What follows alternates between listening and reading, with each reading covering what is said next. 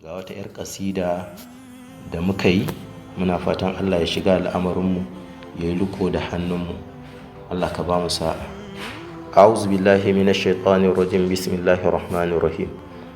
Ya ku 'yan uwa na garin Sokoto, ina yaba muku babu kokonto, kun kare martaba ta abin ambato, wanda ke da karamci babu kokonto.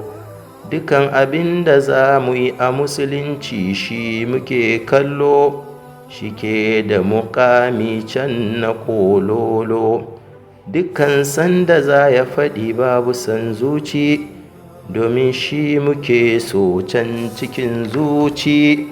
Allahu kai ne mawadaci, ni kuma bawa makaskanci.